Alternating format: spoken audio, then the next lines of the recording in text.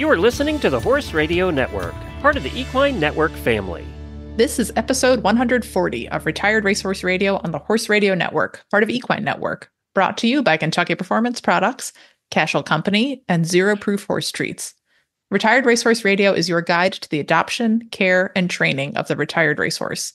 Brought to you in cooperation with the Retired Racehorse Project and New Vocations Racehorse Adoption Program.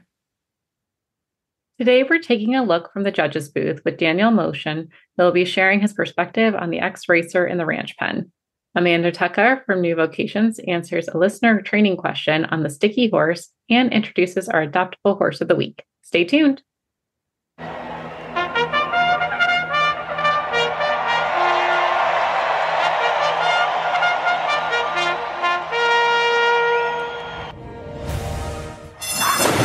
And they're off on Retired Racehorse Radio, the podcast that is your guide to the adoption, care, and training of the retired racehorse.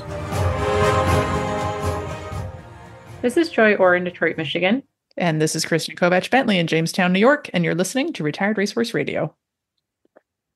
Well, Kristen, we made it to the winter-ish time, and I know it's not technically winter, but it's dark outside.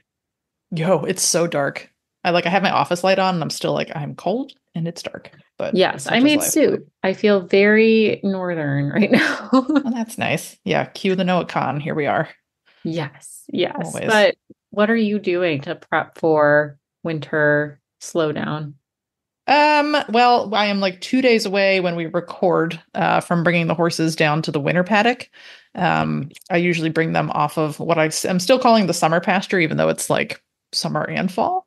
Mm-hmm. So they'll come in, and this is almost a very Western ranchy way of keeping horses. They're out on the big pasture for 5-6 months, and then they're in a fairly small dry lot corral, which, if I had my way, I'd give them more turnout, but there's nowhere to put them, where we don't tear the pastures up for next year. So they'll just be on the dry lot and eating hay. And then I try to keep them, I have access to a little bit of a bigger pen for them to stretch their legs and rear up and punch each other in the face and everything else they want to do. So that gets some of the sillies out. Things. Yeah. All the nice, not gray hair inducing things that they like to do to each other. So horses aren't stressful at all. Yeah, it's fine. I just usually look away, but I can't look away. So, it is what it is. Yes. Yeah. How about you? That's good. We have moved all ours into their winter paddock, so they're closer to the barn, a little bit more controlled space, which also allows our summer pastures, which are the biggest paddocks, to regrow and heal from them running around like crazy.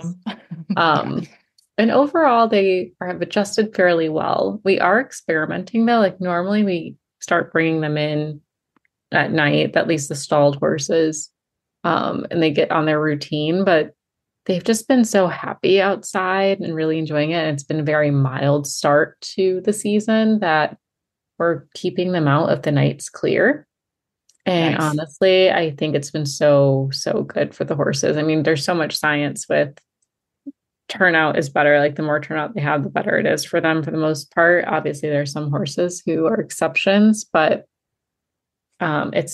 everyone's just been more mild-mannered, not as many kites in the air back and forth. So I think our plan is, as long as it's clear at night and not bitter cold, we're going to keep them out. We actually issued a new blanket program too for some of our more pampered horsey friends.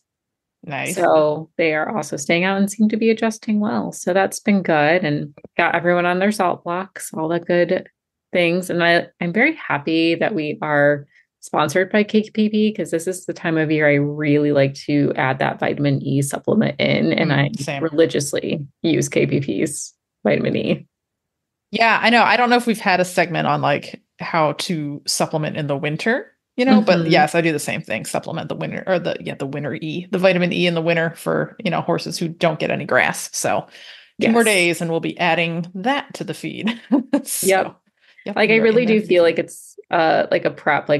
In the olden days, you were prepping your vegetables and canning and getting everything ready for the deep winter. And I'm just trying to make sure my horse survives over winter. I've been doing a little canning, so I've been doing that too. Not a lot, but some. It's like I pick like one Ew. thing to make too much of this year. So this year it was strawberry jam. So You are really living like the Western girl dream. I try. Yeah. Yeah. No, Between you're an inspiration. I got to do more of that. yeah, I have to pick something I like better next year because I don't actually like strawberry jam. But Oh, you can send that my way. we were I given a love lot of strawberry free jam. strawberries. I did make a really good green salsa. I didn't hot can that. I put that in the freezer. But that's been Okay. really good for enchiladas. So yeah, come over for enchiladas sometime. I love it. Well, that's super fun. I know we probably should do like a segment. Maybe we'll do that for our holiday episode for Christmas because I can't believe it's like practically Thanksgiving by the time listeners are listening to this, because we do pre-record a couple weeks before, but it is it's like Thanksgiving in a couple days with this episode. So we're hitting the holiday season. It's about to get wild. It's about to become like a fever dream. But I think it's like a good time to slow down and be like, what are the things we do outside of horses too? Like we're more than just horse people, believe it or not, on a horse podcast. Right. Yeah. Well, especially like this is the year. I haven't talked about this a whole lot, but I like launched my little like side craft business. I know. And yeah, it's been a fun year to do that. But yeah, now we're getting into like the holiday craft market season. And I'm like, I don't know if I have enough inventory. So all of my spare time is like knitting. So is it like So- dangerous to plug your holiday market? Because I know you have a website now. I do. And yeah, I'm like, yeah, follow me on social. And then sometimes you'll be able to jump over there. I know I'm like, I don't want to be afraid of too much business, but I can only knit so fast, you know? So Mhm. it's called Treehouse Handcrafts. I'll just put it out there. If you find me. That's great. Yeah, it's been a lot of fun, but it's two hobbies. One hobby is making the crafts and the other hobby is running the business. So, Yes. No, I totally Yeah. get it. I totally get it. That was both of our goals for this year. It's so weird to think back that we talked about it in like January. But even like my little side gig, funny enough, it's called Thorough Logic Consulting. I love that. Thank you. Thank Amazing. you. Inspired by my horse and her shenanigans, even though we're not actually doing horse stuff. It's more on that executive coaching, but I'm trying to get my first e-course together that people can buy by Christmas. So that'll be fun. Exciting. Yeah, we got to start thinking about our parallel resolutions for 2025 since we kind of were on like the parallel life track in all the best and worst ways this year. Yes. Like horses kind of not always fully sound, fully ready to compete, but it's fine. So yes. I will say I got to well-rounded when your horse doesn't sign up for the right. resolutions you had planned. Yeah, this is true. Yeah, giving me lots of time to knit. Thanks, Jobber. Although we pushed some cows around today that came off of our other division for the summer pasture, and Jobber felt amazing. So Amazing. he like Well, that's strutted great. back to the barn. Was like, I got to fight a cow. I'm not really sure who won. It's a younger bull who hasn't been around the horses a lot, and it got a little scary. And I'm not really sure if we did it the right way. I need to like do more research on how to handle bulls. It's not that much fun. So we had a good time. That could be an episode as well. Just like I need to find like a bull cow wrangler. personalities and how that all works. Yeah, because Jobber doesn't know when he's beat, and I couldn't tell if we were gonna get like literally beat today. So yeah, it was real sketchy, but it was fine. It was a good time. Fun. So I think it was fun. I don't know. Well, I think your horse probably had fun. And you know what? Great news that he's feeling better. I love hearing that. And I mean, I'm excited for our first guest today too, because we're going to be learning all about ranching and what a judge looks for, which is new to me, not new to you, but I'm sure you have like burning questions you would love to ask a judge. Oh yeah. Yeah. And this is a judge that Eric and I rode for this summer. So, and like Jobber's like last hurrah in the show ring before he kind of like pooped out the rest of the year. So, but yeah, I'm excited to speak with him and figure out, like this is kind of a continuation of our From the Judges Booth series that we did like, oh gosh, probably way back in the spring. So we had spoken to Lauren Annette from the dressage arena and Sissy Wicks from the Hunter ring. And it took us a little while to, land a ranch judge, but I'm really excited there was to only get a that thoroughbred perspective. makeover smacked in the middle. There was a bunch of stuff going on. Yeah, it's all good. But yes, I'm really excited to, kind of continue that conversation from a Western perspective. So me too. I think it'll be super interesting. But before we dive into all that, we're going to hear from our premier sponsor, Kentucky Performance Products. Frequently asked questions brought to you by Kentucky Performance Products. My older gelding is having trouble holding his weight, and I'm afraid to feed him any more senior feed. He gets all the hay he wants. What do you recommend? Many older horses are eventually unable to maintain acceptable body condition on a typical diet of hay and grain alone. When you want to add calories without the risk of digestive upset, we recommend EquiJewel Rice Bran. It is an excellent source of easy-to-digest calories for older horses. The fat in EquiJewel is a concentrated energy source. It will increase calorie consumption and improve body condition without risking grain overload. Start your older horse on a quarter pound per day and work up to 1 or 2 pounds per day over a few weeks. Remember, small meals fed 3 to 4 times per day will help your older horse better utilize the feed. You can learn more about EquiJewel at kppusa.com. Got questions about your feeding program? We can help. Email Karen at questions@kppusa.com or call us at 859-873-2974. Joy, I'm super excited to have finally the ranch judge we've been trying to find like all year to continue our From the Judges Booth series. So listeners, if you've been tuning in since the spring, you'll remember we interviewed Sissy Wicks from the Hunter Ring as well as Lauren Annette from the Dressage Ring to talk about, how they perceive thoroughbreds and standardbreds and other ex-racers in their rings, and then some advice for trainers who are continuing horses in those disciplines. And I've wanted to find a ranch judge all year, and I've been jotting down names, and finally we have roped us one. So Dan Moltion is with us tonight. And Dan, you are calling in from the AQHA World Show, which I think is really cool. So what are you doing down there? So I am now 2 of my 3 weeks into working here at the 50th anniversary of the AQHA World Show. And I'm here as a ring steward. This is my second time at this particular event as a ring steward. And it's been really cool to be able to sit in and watch all these great runs and sit with obviously our best judges in our industry. And I'll tell you from learning to judge and learning to evaluate horses, being a ring steward is probably the best way to get started in recognizing what you should be looking for. So it's pretty cool. I've been doing it for about 10 years. I'd say a little bit over 10 years. And I have done mostly quarter horse, but I've done a little bit in the paint association. And I've gotten to see some other stuff as well. So I've been pretty fortunate in being able to have just such a great education from a lot of great people like that. I love that. Yeah, that's one of those like horse show roles that, I think once people get those gigs and realize how much they can learn with them, like we've had the same stewards at the Thoroughbred Makeover, as another example that like they love that job because they get to see dozens or maybe 100 horses go, in 2 days. And it's just such a cool way to like train your eye and see some different things. So yeah, that's awesome. And I bet that helps you as a judge too.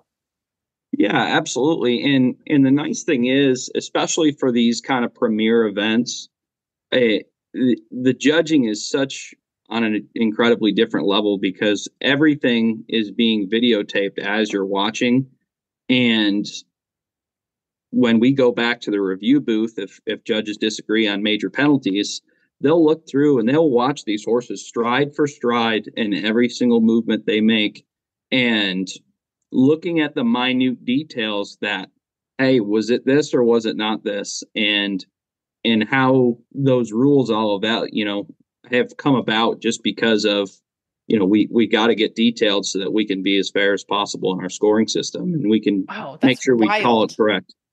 Yeah. Okay. So that is crazy. Like at the World Show level, it's like pro football. Like, let's watch the replay, and like pull everybody together. That's cool. It truly is. So just for a quick example, a horse that kicks out is a penalty 5 and in most type of scoring. And sometimes a kick out can be something really quiet and really kind of in a place where a judge can't see it because they're not looking in that, profile where it's very easy to see. So we go and watch the video and hey, that can knock somebody's score up or down quite a bit. And that's a big difference. Oh, or yeah. even things like breaks a gate, it's as simple as watching the horse's hocks behind and seeing, hey, they may have been loping up front, but they fell out of lead behind and they were trotting behind, and they really did, fall out of gate for a stride, which is a penalty as well. Right. So now, like, generally in the Western world, when we're talking about Western sports, it's almost synonymous with the quarter horse. And I'll expand that to say, the other, what's recognized as the stock breeds. So the Paints and the Pinos and the Appaloosas. But of course, we're here on Retired Racehorse Radio. So we're talking thoroughbreds and standardbreds, and yes, we do see some retired quarter horses and Arabians that came off of those tracks as well. So from that perspective, like, we wrangled you in because you happened to judge the horse show where my husband and I were competing this summer on our thoroughbreds. And we appreciated that we got what felt like a really fair shake from you as a judge, because, this whole series is about judging bias. And I will admit that we are guilty of that sometimes too, where we're like, well, sometimes these thoroughbreds are a little hard to love in the ranch pen because they can stick out like a sore thumb. So from the judge's booth, what's your perspective when you see, let's call it an alternative breed, when you see those horses come in, as opposed to seeing like, just horse after horse of very nice quarter horses, which is what you're looking at right now. So you're absolutely right. In most of the Western performance events, you see stock horse type breeds. And obviously I'm at a quarter horse event. I do paint events, and most of those are very breed specific. So you're going to see what you're, pretty well stock horse. And even though they're the same breed, they're not always exactly the same. I'll tell you, the ranch horse, I got to work the Congress last year, and in watching the working Western rail at the Congress, which is where we see these ranch horses go around in the rail, it was amazing to see how different everybody's perspectives really was, just because there was such a very different set of horses. There was some, because, that this whole event is still kind of growing. I think last year was the first year of the working Western rail at the World Show, and as an approved AQHA class. So they hadn't gotten typey. And if you look at most of our performance events, like your Western Pleasure, they have a very specific type because that's what they're looking for. They fit in the box, and it's easy to judge and it's easy to do. With the ranch horses, they still have a really big variety where you can see some that are a little bit bigger bone, more rope horse type, a little bit more upright. You see a little bit more reiner. You see some cow horse. You see a lot of different styles, and all of them can be good looking as well. And I really loved watching your guys' horses come out and show, just because I never really thought of them as, they're the thoroughbreds of the pen. I really look at them and I say, all right, I look at this horse, and this horse is pretty soft, and this horse is pretty willing, and this horse is rhythmically moving around. And if we're looking for a perspective that's non-breed specific, that's really kind of the basis for how you're evaluating these horses. So it kind of goes back to, what is the standard that you're judging to? And one of my favorite things to kind of look at is, we look at the rule book, and if the rule book has a standard that we need to go to, then that's kind of what we're basing on. And with the show that you guys are at, there really isn't a standard as far as, we want these horses to do this or look like this. There's some verbiage in the rule book, but most of that verbiage is pointing toward, we want a horse that is willing. We want a horse that is able to do those, whatever the class is requiring at the time. Yeah. And that's, that's what's drawn me to the ranch discipline versus, more of and like, obviously, yes, like all those classes are still scored because you need to have some standard, by which to compare horses across the board. But, it seems like some of the other disciplines have gotten a lot more typey, and like very specific in a style that they want. And the thoroughbreds don't always fit into that box. But I like the ranch classes because you can do so many different things. Like your horse can't just be a good mover. It also has to be a good mover and have cow sense and be savvy with his feet on the trail course and, handle the rope and handle the herd and handle an individual cow, and it's all the stuff that we do at home. So we enjoy it that way. But I also think, because it's kind of still, at least for now, feels more of like the working man's class. Like we can kind of hold our own there because, we use our horses and, they're just working horses, and we just kind of do the same thing in the show pen that we do at home, and I think that's where the thoroughbreds in particular, because they have a lot of heart and they can be trained to do anything. And they're so versatile, like they enjoy it. So, we're happy to always take them to a place where they're appreciated. And it's a little harder, I think when a lot of these disciplines kind of get sort of codified for the breed that you have to show, we kind of run out of the opportunities to compete those horses. So that's where the ranch classes are still so open. If you can find a ranch show, like the one that we went to, like we're like, oh, we're welcome here. Like, that's cool. We can show up with these thoroughbreds. And I know in ARHA, you can register a thoroughbred as well. They just want to visually see that horse before they say yes. So you don't walk in with like your 18-hand, eventer type and be like, yeah, he can do it, and maybe he can, but he's not going to really be the stock horse type. So, that's not really a question, I guess. That's just me sort of pontificating here for a minute. So no, that's perfect. I love it. And I'll tell you, if you have a minute, I would tell you to, and this is going to sound out of the box, but the second page of the NRHA rule book has one of the best guiding things that I've ever heard. And it's something I think about anytime I look at any horse in anywhere. And it's called A General, which is their kind of guiding rule. And it says, to rein a horse is not only to guide him, but also to control his every movement.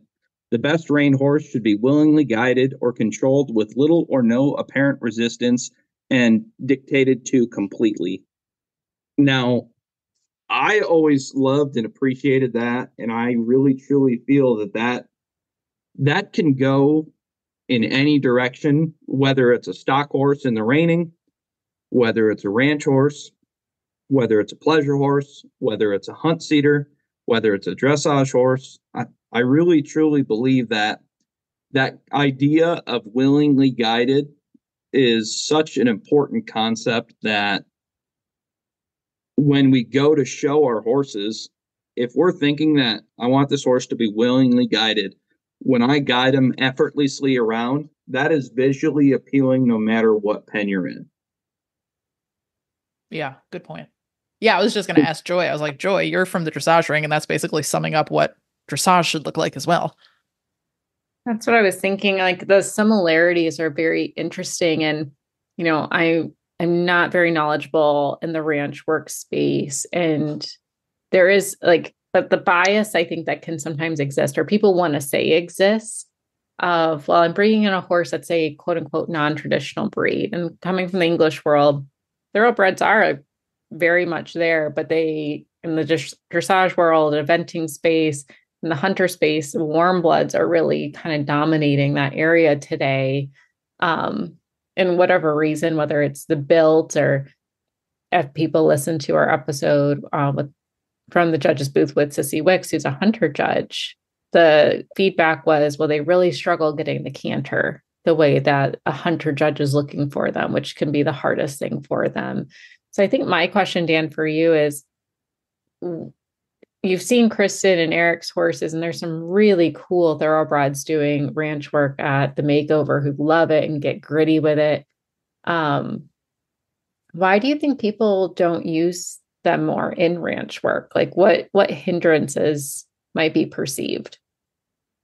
So I will tell you that the ranch showing and the ranch work are not necessarily the same box.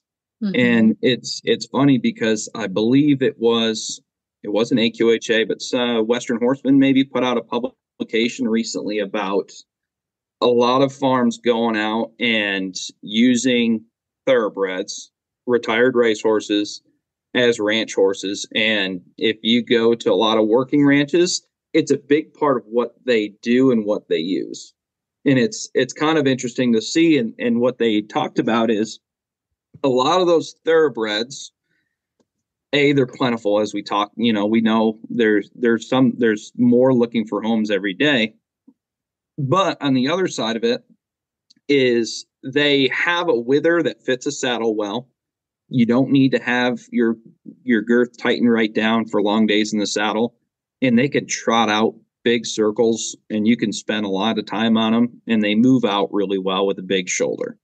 Now, that being said, I really truly think that when you're looking at a horse to do anything, form to function is probably the most important thing to consider as well. So if we take something that's got a pretty steep shoulder, it's probably going to have a hard time going around the hunter arena and getting its legs up to jump the fence, or it's going to have a hard time striding out and doing its job. And ask me why I know, because I've restarted a few thoroughbreds that were pretty steep in the shoulder, and because of that, kind of trapped in their front legs. So it's not that they couldn't do the job. It's just that job was more difficult for them to do than something that was physically put together a little bit different way. And I think, unfortunately, in the kind of show realm, when we're learning and we're trying to figure out an event or a discipline or trying to do something with a horse, we see a horse that's put together differently, and we see it do that job very well. And we almost try to make our horse look like that one, even though form to function, our horse is not put together like that and wouldn't necessarily work in the same way. Right. Well, and like, I mean, I've said this, I think, fairly often, Joy, on this podcast. Like, Jobber was not built to work cows, but you can't tell him that because he thinks that's what he was put on earth to do. So, we just sort of let him do his thing. But we're like, oh, your back end was not designed for this, my man. Or frankly, your front end or anything in the middle. But, definitely the back end. And for sure, he's just like, he does not have the quarter horse has evolved into the shape that it has for a reason. And there's a reason that they tend to be the number one go-to cow horse, because, you find the right conformation for it. And like, they are designed to get that butt in the dirt and roll right back over those hocks and chase that cow. And Jobber isn't, so he's got to work twice as hard as anybody, but he enjoys doing that. So we just, pat him on the neck and tell him he's a good boy. He's like, I did it, but yeah, I do. Yeah. That form to function. And it can be tough to find the right build. It's especially hard because the polo people snap the little ones with the good haunches. The polo people are all over. So I got to beat them to the I did play polo for a little bit. I got blessed with the opportunity of learning to play over at Cornell University. I was part of their program for several years. I didn't go to school there, but I got to be part of their community group, and I used to announce all their games. And a really great group of people, and they taught me a lot. And I'll tell you, with what I do, I would not be able to ride the young horses nearly as well as I do if I hadn't played polo. Oh, I bet. Yeah, that makes sense. That's a lot of the same maneuvers that a young horse will do to absolutely. you. Oh, that's funny. So, okay. So for riders who, are seeking to develop, we'll just generalize, seeking to develop, let's say, just any non-traditional breed for ranch work now, and whether that's, ranch work at home, like, yes, like it's not always very pretty, but we get it done and it's a lot of fun. But then, ranch work in the pen also sometimes isn't very pretty, but it goes better and you score better when it is pretty. So for riders who want to prepare their non-traditional horse for the ranch pen, and kind of come at it right off the bat, assuming that there's going to be a judge's bias, like, what do you think is actually happening there? If someone's like, well, the judge just doesn't like my horse because he's a standardbred. Well, I will tell you this, and this kind of goes along with your conversation of dressage and in the hunter ring and having these horses. I think a lot of judges see an expression of gait, which is not, I wouldn't necessarily call it bias, but it's your eye is drawn to something that moves pretty and looks pretty. So with that said, I love what you say, preparation, and preparation is key.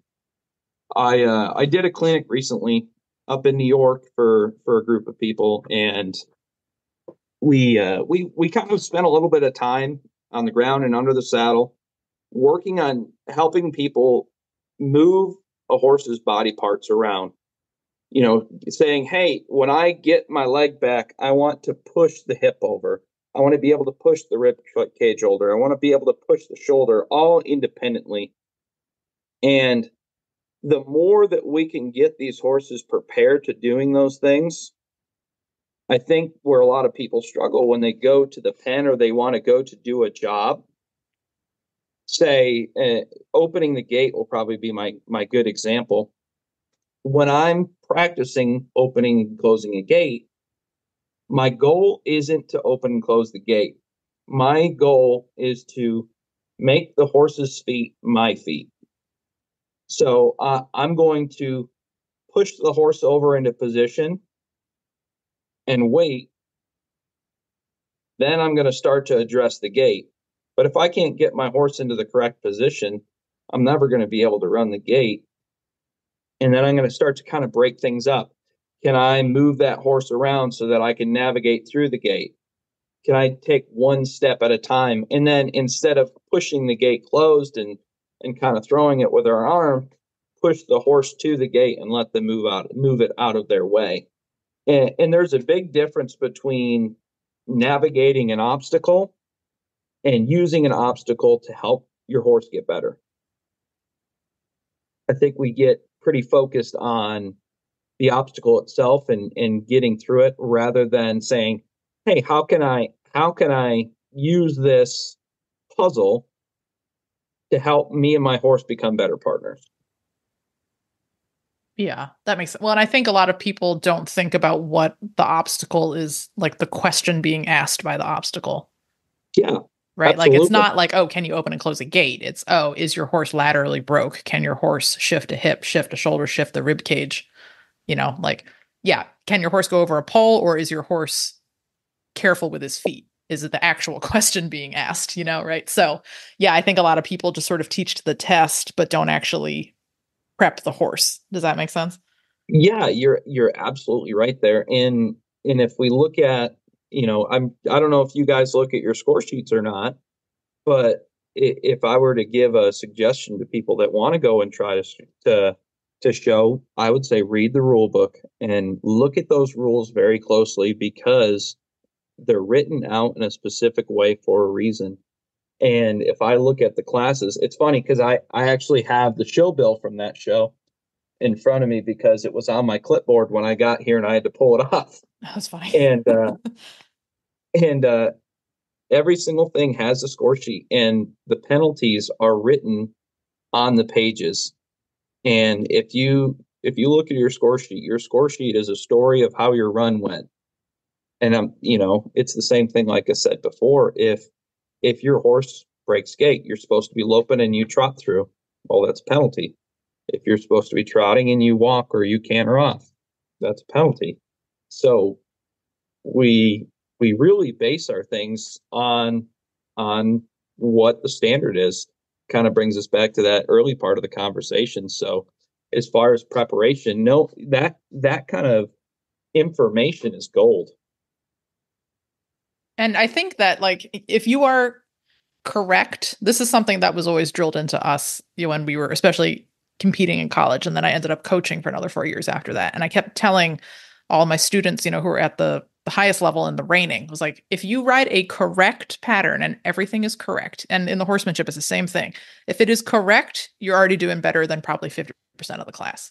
Because it doesn't matter how fancy of a sliding stop you do. If you're at a lead for half a circle, that's a bigger problem.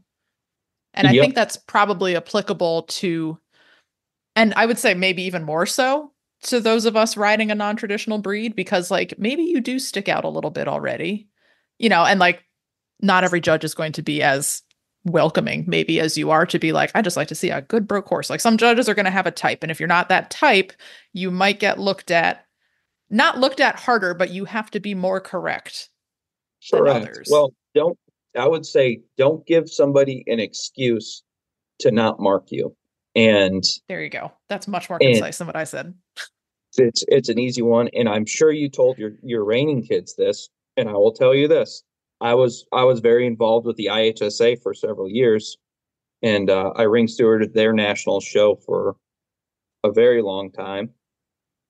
I watched the nationals be won by people that were conservative and smart in the way that they rode. Because if you try to make a zero maneuver a plus half, you'll be -1 every single time. Mm-hmm. So when you go to show, you know your horse, if you know what they can do, don't try to ask them for 10% more. Now is not the time to ask for 10% more. Now it's the time to say, I know what we can do. You know, if I know I can zero my stop, I'm not going to go out and try to slide 10 feet further. Right. And it's really hard to not get in that trap, because I compete a little bit too.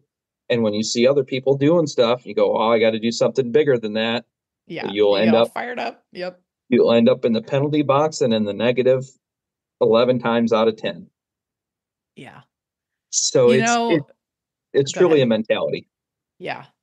And it's funny because we're having this conversation. I'm thinking back to our conversation with Lauren, the dressage judge, and she said something very similar. Like, if you don't have, and I think these things really compare across the disciplines. Like, if you're competing a thoroughbred in dressage and it maybe doesn't have the flamboyant movement that a warm blood has, you have to be so accurate and fight for every point you're going to get. And I think it's the same way in the ranch pen. Like, if you're on a quarter or a thoroughbred and it's not going to sit and drag its butt. I almost said the colloquial that you'll hear in the warm-up pen. It's not going to drag its butt, into a big sliding stop. But if you are so accurate at every single maneuver, you're going to fight for every single point you can get. And you're not going to do that by trying to jam your thoroughbred into the ground when it's not going to slide. So you're absolutely right. Ask me how I know. Like, I've been there. It's not that much fun. Well, and here's another thing that I think you got to consider into the equation is when you're taking care of these thoroughbreds horses, you don't necessarily know what their past is. Even if you got a vet check on them, you have to bring them back in the right way for them to be mentally and physically ready for what you're asking of them. And are they physically ready to sit their butt on the ground? Maybe not. Maybe their hocks are not built for it. Maybe their hips are not right for it. But it's those things that we kind of consider of, hey, where's my horse strong? Where's my horse not as strong? And how can I help them to balance and, be in harmony with my movements? Just the same way as you would in a dressage class. Yep. Yeah. And that's very much like the part of the journey that my husband and his horse are on, because that horse is just, well, you saw him. He's big, he's gangly. He's not always been very coordinated. So we've done all the homework on the slow stuff just to get him can he stop? Can he very slowly roll back? Is he correct? And now he's starting to be able to add a little speed now, as much speed as that horse is ever going to be capable of to do what he's doing. But they're having a really good time because they've put in all of that slow, correct work. So I was very happy watching him riding around in a hackamore too. Yes. Yeah. That was a new thing this year. I think he did the first show in a snaffle and I was like, that went great. Time to switch it. And that horse is, I know you guys do a lot of these, the racehorse rehabs, and I don't know how you guys process things, but I'll probably pick your brain for the next one I end up getting. But I've done quite a few of them, and my go-to when I start them back, the first thing when I start to ride them and work them, I ride them in a hackamore, because I've kind of found that if they've been on the track a bunch, mentally, when you put a bridle on them, a snaffle bit, they are ready and not the ready that I want them to be. But I can put them in a hackamore and I can stick my hand in their neck and just lope them around, and they just want to get along a lot better. And it kind of changes their brain to say, hey, we're doing something a little bit different now. Yeah. You're either braver than me or you have a arena and a round pen. Well, I don't know if braver is the way to say it, but yeah. I have had those things, and sometimes I have not done things the smart way as everybody else has, but yeah, I truly get along better in a hackamore, but I believe my process in working them in a hackamore is a little bit different, and I try not to kind of pull on them. I just try to get their nose moving and direct them a little bit. Yeah. No, it's been fun to use that because I have used that on all three of our retired racehorses at various different stages, and I started our standardbred in one because he had been road driven for probably 12 or 15 years and he had no mouth at all. And I was like, well, let's just try this then, and that worked for a while. And then he figured out how to evade that pretty quick. So he's back in a bit again. But, that was not the approach I took with the thoroughbreds, but we introduced that a little bit later, maybe in more of the, traditional snaffle, Hackamore bridle progression. Yep. So actually I had to laugh because that show that I think I was showing Jobber at for you, we got halfway to the show and suddenly the light bulb clicked that we didn't pack any bridles for me. So I had been showing my horse in the Rommel, and then we had to put together a bit and snaffle combination from some friends when we got there. So that was not the intended bit I was planning to show in, but it worked out that day. That sounds about right. Yep. Yeah. I was like, no, we've come too far. I'm not turning around to go back for a bridle. We'll figure it out when we get there. So I've been lucky that I have a lot of really great friends that are incredible horsemen that have taught me a lot of different things and how to get along with horses and how to get along with certain pieces of equipment and kind of teach me and develop a lot. And I have learned a lot from riding in a Hackamore. And the more that you ride in one, and they always joke, they say, you're going to ruin 100 horses before you make one in a Hackamore. And that is probably true because if you ride it like a snaffle, it's not quite the same. Right. Yeah. But very different you'll process. Find huge results in it. And you'll find all the previous holes you didn't know you left also. Correct. Well, Dan, this has been super fun. Where can people go to learn more about your program and maybe find a clinic or lessons that you're doing upcoming?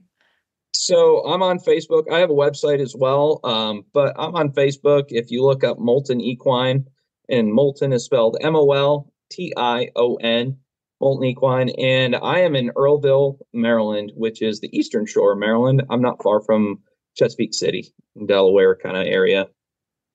Oh, very cool. I know where you can get a lot of thoroughbreds down there. So if you do get one, ring us up again because we'd love to have you come back on to talk about that process. So absolutely. And I'll be coming back. I already signed my contract. I'll be coming back. I can't remember which September, maybe, to judge over in Harlansburg again. Oh, well, great. All right. We'll get to that one for sure. All right. Well, it's been great talking with you guys. And I'll have to look at the podcast and listen to some more episodes because I'm really interested. Yeah, we'll get you on some retired racehorses here, and then you can sit with the cool kids at this podcast. All right, that sounds great. Cashel has been crafting top-notch products since 1986, designed to make your ride safer, more convenient, and downright enjoyable. From the Crusader Fly Mask, the ultimate fly mask, trusted by riders nationwide, to the blanket top performance felt pad with pressed felt with merino fleece. It's like a spa day for your horse's back. To the beautiful beaded halters, adjustable, durable, and gorgeous. Visit CashelCompany.com today and gear up for the ride of a lifetime. Cashel, where quality meets the saddle.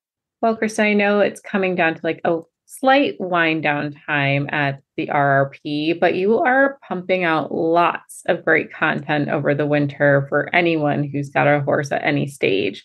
What's hot off the presses right now?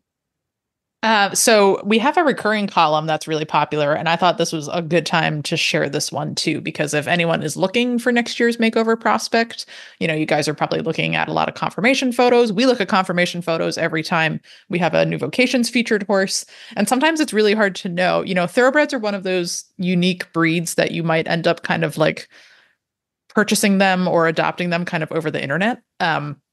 You don't always, especially if you're buying a horse right off the track, you don't always get the chance to get on that horse. And that is one of the reasons, that we like to partner with New Vocations here because, for a lot of us, like, that's not cool to just go and buy a horse without getting to sit on it first. But if you're more experienced and you're buying horses right off the track, all you might get is a confirmation photo, and you kind of have to run with that and decide if that's a prospect that you're interested in or not. But even if you are, maybe only adopting or buying a horse every now and then, I think still learning how to assess confirmation and how it relates to your discipline of choice is a really critical thing for all of us as horsemen, regardless if we're riding retired racers or, a purpose-bred horse or what have you. So to that end, we have this recurring column every quarter called Picking Prospects.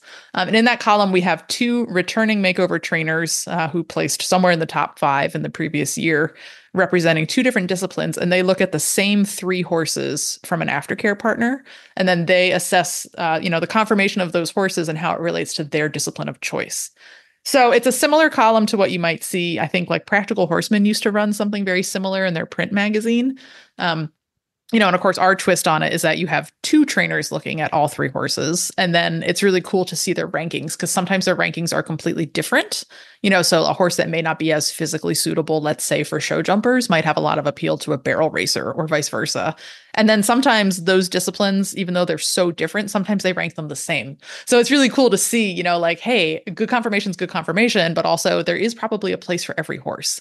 So I invite you guys, if you love looking at conformation photos and figuring out like what might this horse be good at, or what kind of a horse might I want to look for, check out the Picking Prospects column. It's going to be linked in the show notes, our most recent edition, and then from there you can link back to past ones. I think we have probably 4 or 5 years worth of Picking Prospects now, so take a look. Lots of beautiful horses to look at and see how they all stack up. Well, Joy, we're getting into the holiday season, and that is the perfect time for holiday cocktails. And I'm pretty sure that our sponsor, Zero Proof, has a way that you can do that and share that with your horse. Tell us a little bit more. Oh my gosh, I can't say enough about Zero Proof horse treats. I feel like I'm like the Zero Proof horse treat, like helper elf at my barn right now, because all of our horses genuinely really love them. But you're absolutely right, Kristen. Cocktails are a favorite around the holiday period, as well as mocktails. And I love that Zero Proof offers you to share that fun with your horse too. So they are US made in Kentucky, which is great. And there are several fun flavors like mint julep, apple martini, and carrot Cosmo. They also have an old fashioned too, which, believe it or not, I wasn't sure if my horse would like it with that little bit of orange zest in there. She's obsessed. So I couldn't say enough about them. And with the holidays coming up, it's a perfect gift for anyone who has a horse, loves horses, and just wants to spoil. Or it's always a nice thing maybe to send to some of your favorite aftercare groups if you're looking to do something nice for the holidays. So go ahead, check them out, zeroproofhorsetreats.com, and you can use our discount code RETIRED to get a free shipping and a free gift. So check them out. Joy, in our last episode, we introduced our new series, Track to Triumph, and I'm super excited. We've had a great number of responses already, and I hope that we can do them all justice and get them all some airtime, because there's some really, really great stories that have come through, of triumphs from people with their retired racers. So as a reminder, if you would like to submit your Track to Triumph story, you can find the link pinned on our Facebook page. So head to Retired Racehorse Radio on Facebook to submit your story. The first story we're going to share came to us from listener Olivia Lefferts, and she is sharing the story of her horse Frosty, who is Jockey Club registered Frosty Flavor. Here is the story in Olivia's words. Frosty Flavor came off the track in 2013 as a 4-year-old who made $800 and then bowed both tendons, which led to her retirement. Although she didn't make a lot, she had a whole lot of heart, and when I was 15, my parents finally said that we could start looking for a horse. My trainer at the time, and now lifelong friend, had some track connections, which is what brought us to Frosty Flavor. She came home as a gangly 4-year-old, and I was a naive 15-year-old who was a true barn rat that dreamed of having a horse. After some rehab, we were ready to ride. Frosty's gentle and slow nature made her a hit with the young lesson kids at the barn, some even just about 5 years old. She carted kids around, and after telling us she didn't love jumping, we started showing English pleasure. She excelled and scooped up blue ribbons at all the shows. Years later, she came down with other lameness problems and is now retired at our farm, living her best life with her 25-year-old BFF Squishy. Frosty may not be able to be ridden anymore, but the lessons she taught me throughout the years were priceless, and she'll always have a spot in our barn until her last days. From racehorse to lesson horse to pleasure show horse, thoroughbreds really can do it all. Oh, I love that. I'm so excited for this series. Olivia, thank you so much for submitting this story. And from all of us at Retired Racehorse Radio, please give Frosty a big old hug. Well, it's that favorite time of the show where we bring on one of our friends from New Vocations Racehorse Adoption Program. And today we're joined by Amanda Tucker from the Lexington facility. Welcome back to the show, Amanda. Thank you so much for having me. It's always a pleasure. And I know we have lots of things to talk through, but Kristen, I believe you received a training question from a listener. Let's start there. Yes, and we would love to feature more listener questions. So listeners, if you have a training question that you would like us to field to the New Vocations team, please email them to us at Kristen@horseradionetwork.com. This question comes from Alicia Hartley, who's been a longtime listener and a huge fan. So thank you, Alicia, for sending this in. There's a little backstory on her horse. Generally, he is a really willing guy. He's a 5-year-old off-track thoroughbred gelding named Fast Flight. She's gotten him in August. And she writes that occasionally he just plants his feet and won't move. So this often happens on the way to an arena or when being taken back out to the pasture after a ride. We've had vet checkups, a saddle fitter with a new saddle. The farrier comes regularly. To some extent, it seems like he just loves his stall. So she asks, how should I go about getting him out of his stuck mode? That is such an aptly timed question because we've had that exact issue with one of our guys here who's a super sweet guy, super well behaved, super willing. But he does the same thing now at the gate to the arena because he just wants to be done and go back to his stall. So it's like amazing timing. So she said that she ruled out pain and discomfort. So that would be our number one go-to. Make sure that, he's happy, no ulcers, anything like that. If she's ruled out all of the pain, then I would say that he has learned that he can get away with it. And maybe it's a bit more of a worth ethic question. That's definitely the case with our guy here. He would just rather not work out and rather snooze in his stall. So the way we worked through that with him was when he started these shenanigans. You have got to get their feet moving. And that was just not possible sitting on his back. Like he just resented us trying to move him forward. So we got off and we put him on the lunge line and made him move his feet and kind of reestablish who's the leader, because he thought maybe he was in charge. So making the decision he wanted to make hard.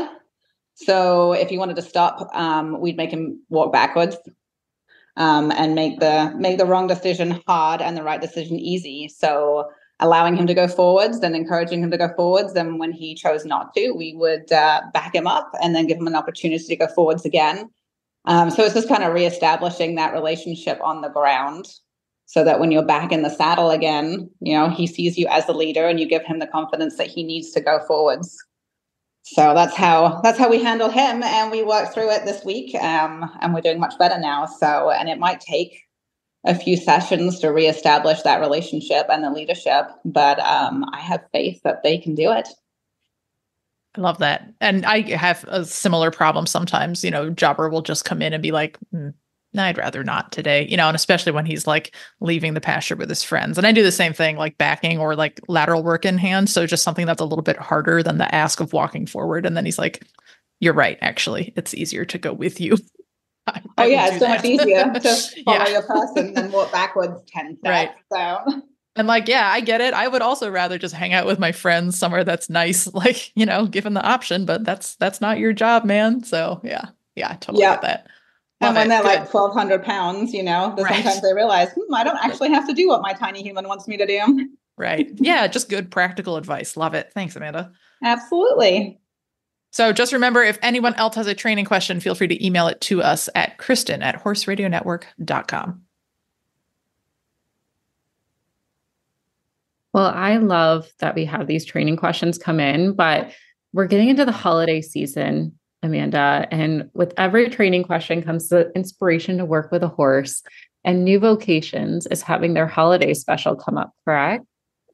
Yes, we have our Home for the Holidays special starting next week, which will be 50% off all adoption fees. That is like a Black Friday deal for the ages. That's crazy. I know, like you could even BOGO 50% off. Yeah, basically you can get, it's like a BOGO, like you get 2 for the price of 1 at that rate. Yes. So, dangerous. I'll do that all day long.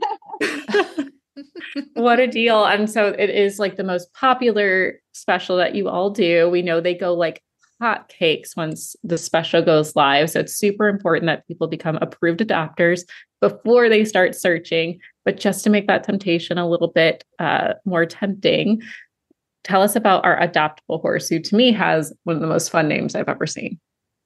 Yes. And she is such a fun girl too. So this is Xtrasaucewelldone. We call her Extra, and she's actually not extra at all. She is a super chill, really kind, sweet girl. But under saddle, she's super fun. And she doesn't fit like the stereotypical thoroughbred build. She's more stocky, short, quarter horsey type ranch horse. So I could see her doing something more in the Western world. Like I would love to see her do barrels or some cattle work. So we did some videos with her in some Western tack this week. So I'm hoping that we will see her at RRP doing something along those lines. Oh, she's like a full-bodied girl. Like she's got such a nice depth to her heart girth. Like, yeah, I really like her. This is dangerous, especially she's sick. 50% off soon. She's got some great bloodlines here. Everything from AP Indy, Seattle Slew, Mr. Prospector, into Mischief. Like she's a phenomenal looking sport horse, super cute bay with like that delicate feminine face, but the full body. And she's got some chrome, which we know everyone likes a little bit of chrome on their bays. And overall, I'm looking at her, Amanda. I'm like, maybe we shouldn't feature her because I kind of want to talk to you on the side. Yeah, I don't think she'll be around by the end of next week. I can see her going pretty quick with this holiday sale. Yes. Well, she's a great size. She's 15.2, which Kristen and I have said it multiple times. Anything between 15 and 16 hands is the perfect size for just about any discipline. She definitely has a nice Western build. I could see her going in the hunter space for honestly, probably just about anything. She looks like she'd be very like amateur friendly with a trainer or someone who wants to have kind of that pocket jumper size horse. Looks like she could really do just about anything. Yeah, I mean, she's so muscular. I can see her doing. She's so versatile. She's a pretty cool girl. I love it. Well, her adoption fee is $3,500. If you're getting that holiday special, give it that nice little 50% slash. So that's a great deal right there. And she is eligible for RRP. So we are excited to hopefully see her next year at the makeover. As a reminder, get your adoption applications in as soon as possible, because if you see one you like I do right now, you have to be an approved adopter first before you can bring one home. So that is Amanda. How long does an adoption, like an approved adoption application, last for?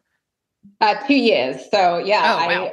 Get one in because when the right horse pops up, then you'll be ready to jump on it because things change around here really quick. You see a horse you like and you're not an approved adopter, it only takes us like a day or two to approve you, but that horse very well may be gone. So all right, folks, that's homework. Homework for all of you. Just put the adoption. You don't even need to see the horse now, but if that's in for 2 years. Yeah. Oh man. Oh, that's a great idea.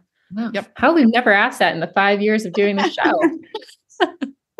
This is one of those, I'm just asking for a friend questions, I swear. Yes. I'm glad you did, because I feel like I'm the friend in that equation. But you might be the friend, yes. Amanda, thank you so much. Xtrasaucewelldone is available on newvocations.org, as well as several other amazing looking horses. And don't forget about our standee friends too. If a thoroughbred isn't quite what you're looking for, they have both options for you to take a look at. And Amanda, until next time, we really appreciate you coming on. Thanks for having me. Well, Joy, thank you for letting me geek out on ranch stuff today. I always appreciate that opportunity. You can find our show notes and links to today's guests on the website at horseradionetwork.com. Like us on Facebook and Instagram, just search for Retired Racehorse Radio. Follow us on Twitter at Horse Radio. You can find me on Instagram at The Horseback Writer and on Facebook at Jobber Bill, Racehorse to Ranch Horse. My email is kristen@horseradionetwork.com. You can find me on Instagram at MisfitMare, and my email is joy@horseradionetwork.com.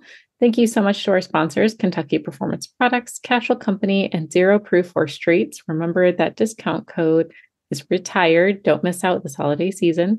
And thank you to our partners, New Vocations Racehorse Adoption Program and the Retired Racehorse Project. Don't forget to check out all the other shows on the Horse Radio Network, part of Equine Network, at horseradionetwork.com. And don't forget to rate, review, and subscribe to the show, as it really helps us grow and keep bringing you all the content that you love. Remember to set your goals high and love to learn from every ride and cowside leg. Bye, guys.